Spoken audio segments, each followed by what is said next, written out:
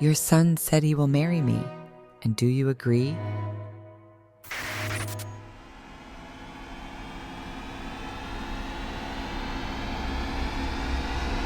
It was just after 7 p.m. when neighbours heard the scream. Just a sharp cry that cut through the evening air. Then, the neighbours went to check on her. Her apartment door was locked when they pushed it open. What they found on the other side would haunt them forever. Kesaria lay in a pool of blood. Her neck had been slashed. She had been stabbed 28 times. The knife had been left at the scene slick with blood. She was still breathing when they found her, but barely. By the time the ambulance arrived, her pulse was gone. It was too late. Just hours before her murder, this 37-year-old model had posted a photo with her boyfriend on Instagram, then curiously deleted it. Many now wondered whether that was the spark, the moment that everything unraveled.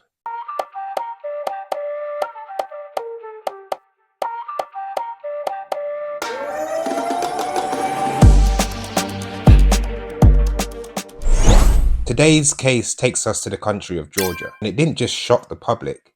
It ignited fury, because it wasn't just the brutality of the crime that disturbed people, it was who the victim was and when it happened. Kesaria was a well-known Georgia model, influencer, actress, and TV hostess. But more than that, she was a symbol. She was the first openly transgender person to appear on national television in Georgia. A trailblazer, a public figure who pushed boundaries in a country still wrestling with deep-rooted discrimination. She was born a male, but from an early age, she knew she didn't feel right in her own body. She always felt like a woman. 22 years ago, Kesaria and her mother moved to the capital Tbilisi to escape the hostility she faced in their hometown. There, her mother turned to Zizi, a local salon owner known for her warmth and generosity. She asked her to take Kesaria under her wing, to give her a chance. Zizi did. She described Kesaria as kind, trusting, and full of life. The salon had become more than a workplace. It became a sanctuary in a society where even walking down the street could be dangerous. Salon staff would take turns escorting her home every night. Kesaria's first brush with national fame came on a game show called Time of Truth. It wasn't kindness or acceptance that greeted her. It was humiliation. The questions she was asked were cruel. Would your parents be happier if you were never born? If it weren't for your unconventionality, would you have remained a simple provincial boy? Will you stand by your sister as a brother if needed? But Kesaria didn't flinch. She answered with poise and dignity, even as they tried to strip her of it. She walked away with 4,000 Georgian lari and her head held high. And in 2014, she took another bold step. She publicly announced her gender reassignment. Over the years, Kesaria became more than just a familiar face on Georgian television. She became unforgettable, bold, and unapologetically herself. Kesaria stood out in a media landscape that often spotlighted those who didn't conform. The public watched her with mixed emotions. Some judged, some laughed. Others quietly admired her strength. But whatever they felt, they couldn't look away.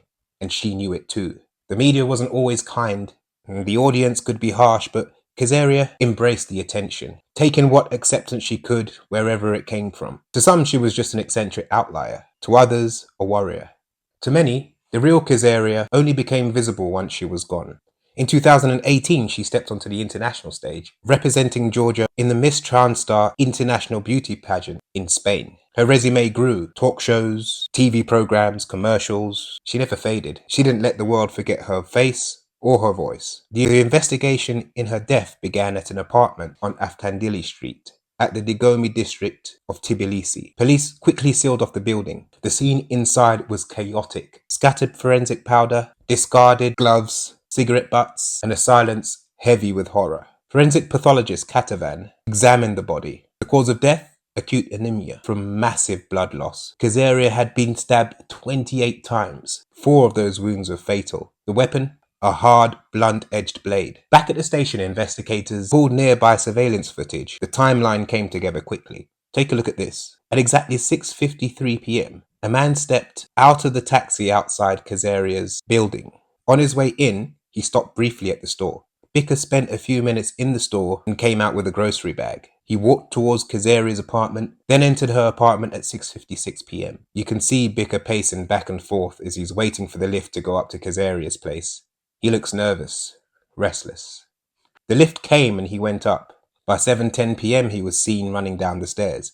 14 minutes. That's all it took. Soon, the man's face was recognized by neighbors, friends, and the internet. It was Bika Jayani, a 26-year-old security guard at a local bar. The same man from the Instagram photo Kesaria had posted just hours earlier, the one she had deleted. Let's rewind to earlier that day. So, on September the 18th, 2024, at around 1 p.m, Kesaria was at her friend Sonia's salon, getting her hair and makeup done. She was upbeat and chatty until her phone rang, and then something shifted. Her expression darkened, and the energy in the room changed. It was Bika. He was pressuring her to meet up. Their relationship had always been turbulent, on and off, loving one moment, violent the next. Kesaria had dreams of marrying him, of going public with their love, but Bika refused just a week earlier. She had broken things off, but it seemed like Bika wasn't willing to let her go. According to those closest to her, their relationship wasn't just unstable, it was dangerous. They had lived together for some time, and neighbors often heard their fights through the walls. But no one ever even called the police. Not even Kesaria. Despite the bruises, despite the fear, and despite the escalating violence. In December, Bika showed up outside a door in the middle of the night, pounding and shouting, trying to force his way in. Neighbors had to intervene. Another time, he beat her so severely, she suffered a concussion. She was hospitalized. Friends say he monitored her closely, checking her phone, criticizing her clothes, and dictating what she could and couldn't wear. And if she disobeyed, he beat her, choked her, yanked her hair, and called her a mistake of nature. Bika had also been spotted earlier that year, during violent crackdowns on protesters in Tbilisi, something that made Kesaria pull back from the public eye. She seemed ashamed to be associated with him. Her once bold presence on social media shifted.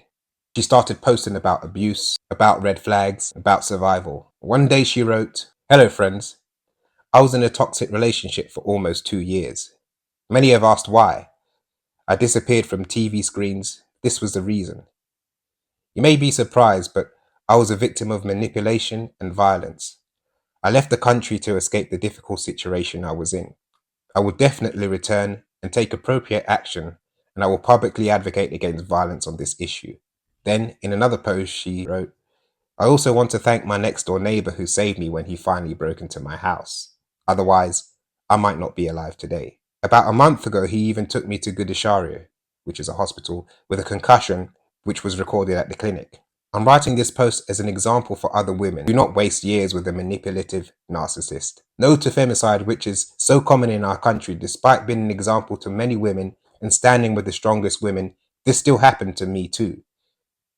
And then she deleted it. Maybe he pressured her. Maybe she still hoped he would change. Maybe she wanted to believe in a man she once loved. To get away from him, she fled to Turkey for a while. But in the end, she went back. By 5 p.m, Kesaria left the salon with her friends. Sonia remembered Kesaria clearly. Kesaria said she wasn't going to meet Bika, but he didn't stop calling. He begged, pleaded. When that didn't work, he made a promise she always wanted to hear. He said he was going to marry her. Sitting in the car surrounded by her friends, Kesaria lit up. "Girls, I'm finally getting married," she said, beaming. Her eyes sparkled. She truly believed it. At 6 p.m, her friends dropped her off into Goa before heading inside. Bika called again. This time, he agreed to make the relationship public. Minutes later, she posted a photo of them together on Instagram. Quiet but bold declaration. Friends were shocked.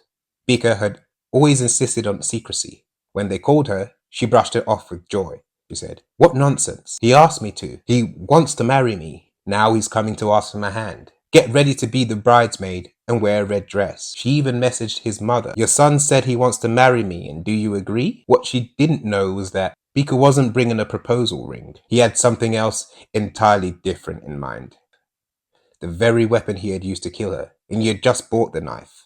After stabbing her 28 times, Bika rushed to pack his things from Kesaria's apartment. He took his clothes, stuffed them into a black bag, and ran out. He went to a relative's house nearby, took a shower, washed the blood off his shirt, and vanished.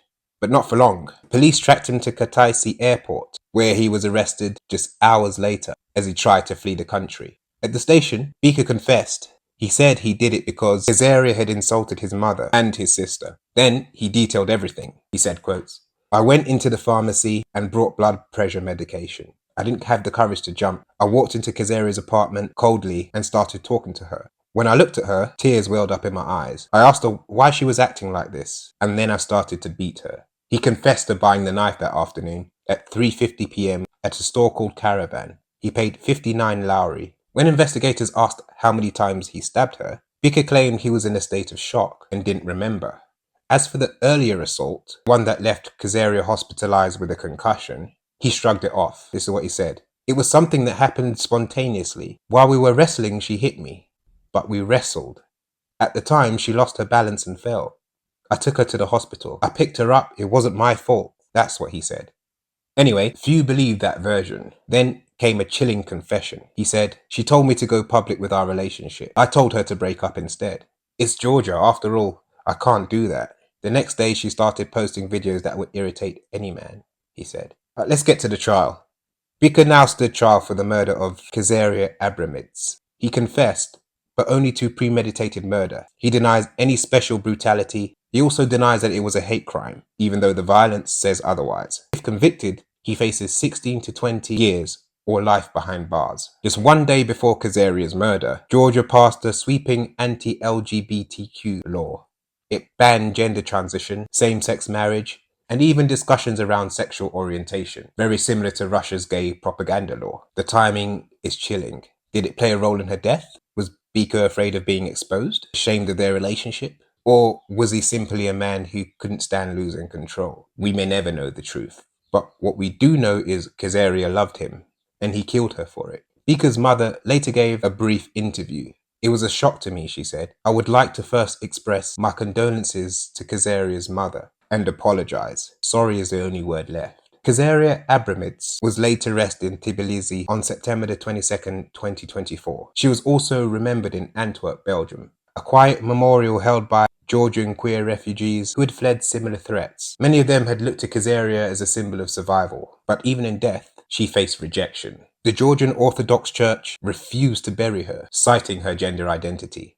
It was the president of Georgia, a woman by the name of Salam Zora Bakovi, who attended her funeral. She publicly condemned the horrifying murder of Kesaria Abramidze. This was more than a tragedy, it was a cultural fault line, one that split the nation in half. Kesaria's murder didn't just reveal one man's rage, it exposed a society in crisis. Another shocking fact that came out after her death was that she was financially supporting him at one point in the relationship. What a messed up way of repaying this kindness. Thank you guys for tuning in to another episode of Crime Lab. Take care.